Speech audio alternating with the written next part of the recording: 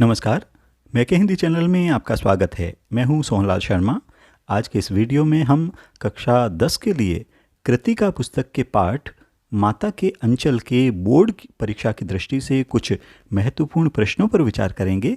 तो पेश है इम्पोर्टेंट क्वेश्चन आंसर्स के रिवीजन का यह वीडियो। माता का अंचल पाठ से पहला महत्वपूर्ण प्रश्न, भोलानाथ और उसके साथियों के खेल और खेलने की सामग्री आपके खेल और खेलने की सामग्री से किस प्रकार भिन्न है? तो इसका जवाब यह है कि भोलानाथ और उसके साथियों के खेल और खेलने की सामग्री हमारे खेल और खेलने की सामग्री से इन मायनों में भिन्न है।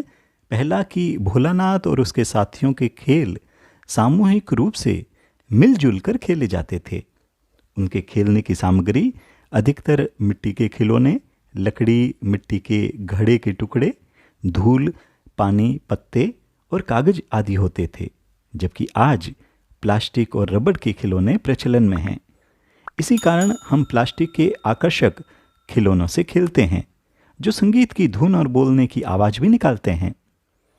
इसके अलावा टेलीविज़न के आने से बच्चे विभिन्न कार्टून चैनल भी देखकर अपना मनोरंजन करते हैं। इसके अलावा आजकल डिजिटल प्रणाली पर आधारित इलेक्ट्रॉनिक खिलौनों द्वारा हम उन्हीं खेल सामग्रियों से खेलते हैं। भोलानाथ जैसे बच्चों की खेलने की सामग्री आसानी से व सुलभता से बिना पैसे खर्च किए ही प्राप्त हो जाती है, जबकि आज के बच्चों की सामग्री बाजार से खरीदनी पड़ती है। अगला महत्वपूर्ण प्रश्न, इस पाठ के आधार पर यह कहा जा सकता है कि बच्चे का अपने पिता से अधिक जुड़ाव था, फिर भी विपदा के समय वह पिता के पास न जाकर मां की शरण लेता है। आपकी समझ से इसकी क्या वजह हो सकती है? तो लेखक का अपने पिता से अधिक जुड़ाव था, फिर भी विपदा के समय वह पिता के पास न जाकर मां की शरण लेता है। इसकी ये वजह हो सकती है, पहला कि बच्चा किसी भी परेशानी में अपनी मां के साथ अधिक सुरक्षित महसूस करता है। परेशानी में उसे पिता का साथ नहीं सुहाता और मां के अंचल में उसे दुखों का पता नहीं चल पाता और वह आराम से रहता है। वह भावनात्मक रूप से अपनी मां से अधिक जुड़ाव महसूस करता है, क्योंकि मां बच्चे की भावनाओं को अच्छी तरह से समझती है। इसके अलावा मां जैसी कोमलता, आत्मीयता, ममत्व की भावना मां से ही प्राप्त होती है और मां से बच्चे का ममत्व का रिश्ता होता है। वह चाहे अपने पिता से कितना ही प्रेम करता हो या पिता अपने बच्चे से कितना ही प्रेम करते हों, प्रेम देते हों, पर वह जो आत्मीयता, जो सुख बच्चे को मां की छाया में प्राप्त होता है, वह पिता से प्राप्त नहीं होता। अगला प्रश्न, इस उपन्यास अंश में 30 के दशक की ग्राम्य संस्कृति का चित्रण है। आज की ग्रामीण संस्कृति में आपको किस तरह के परिवर्तन दिखाई देते हैं? तो जवाब है कि 30 के दशक की ग्राम्य संस्कृति में आपसी भाईचारा, सहयोग और आपसी प्रेम था। बच्चे अपने परिवार के सदस्यों से अत्यंत घुले मिले रहते थे। गांव में बचपन से खेल खेल में ही वैसी सभी बातों को सिखाया जाता था, जिससे बड़े होकर अपने कार्यक्षेत्र में वे प्रवीण हो सके और व्यवहारिक भी बन सके। आज की ग्रामीण संस्कृति में निम्नलिखित परिवर्तन दिखाई देते हैं। सहजता व सादगी का स्थान चकाचौंध और बनावटीपन ने ले लिया है। व्यवहार और बातचीत में सादगी के स्थान पर चालाकी तथा धूर्तता आ गई है। सुख दुख में परिवार के सदस्य पहले की तरह एक साथ एकत्र नहीं हो पाते हैं। अब संबंधों में अपनत्व नहीं रहा है, उसमें धन और स्वार्थ आ गया है। घरों में बच्चे अपने सगे संबंधियों की जगह पर टेलीविज़न और वीडियो खेल को अधिक महत्व देने लग गए हैं। परिवार की परिभाषा परिवार के सभी सदस्य नहीं, बल्कि मैं, मेरी पत्नी और मेरे बच्चे तक सीमित हो गई है।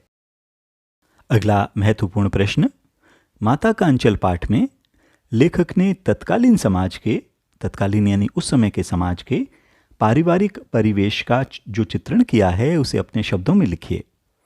तो इसका जवाब है कि माता का अंचल पाठ में लेखक ने अपने बचपन के ग्रामीण परिवेश का चित्रण किया है। तत्कालीन पारिवारिक परिवेश अत्यंत आत्मीय एवं प्रगाढ़ था, गहरा था। उस समय बच्चे अपने माता पिता के अत्यंत निकट थे। माता पिता भी उनके प्रत्येक गतिविधि और खेल में सहभागी रहते थे। भोलानाथ भी अपने पिताजी के अत्यंत निकट था। अपने पिताजी के साथ गंगा घाट पर जाकर स्नान करना, पूजा पाठ करना, भोजन करना आदि उसका नित्य प्रति का काम था। वहीं दूसरी ओर अपनी माताजी से उनका घनिष्ठ आत्मीय संबंध था। सांप के भय से भागकर पिताजी के बुलाने पर भी भोलानाथ माँ की गोद में जाकर छिप जाता है। अधिकांशतः सभी बच्चे साथ मिलकर शारीरिक खेल खेलते थे।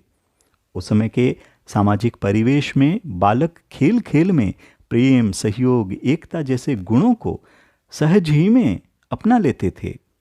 इस प्रकार तत्कालीन समाज का पारिवारिक परिवेश स्वच्छंद यानी खुला और आनंदमय था। माता का अंचल पाठ से चयनित अंतिम महत्वपूर्ण प्रश्न, आपके विचार से भोलानाथ अपने साथियों को देखकर सिसकना क्यों भूल जाता है? सिसकना यानी रोना क्यों भूल जाता है? तो भोलानाथ अपने साथियों को देखकर सिसकना भूल जाता है क्योंकि बच्चों का स्वभाव होता है कि वह अपनी उम्र के बच्चों के साथ ही खेलना पसंद करते हैं और भोलानाथ को अपने साथियों के साथ तरह तरह के खेल खेलने को मिलते। यदि वह अपने साथियों के साथ रोना सिसकना जारी रखता तो वे उसकी हंसी उड़ाते और उसे अपने साथ लेकर खेलने के लिए नहीं जाते। दूसरा, अपने मित्रों के साथ खेलने में भोलानाथ को बहुत आनंद आता था और वह अपने मित्रों के साथ वह तरह तरह की शरारतें करता था। वह अपने साथियों की मस्ती देखकर उसी में मग्न हो जाता, इस कारण वह सिसकना भूल जाता। ऐसे ही उपयोगी वीडियो के लिए चैनल को सब्सक्राइब करें, साथ ही लाइक व शेयर करना न भूलें। बने रहिए चैनल के साथ। मिलते हैं अगले वीडियो में। नमस्कार।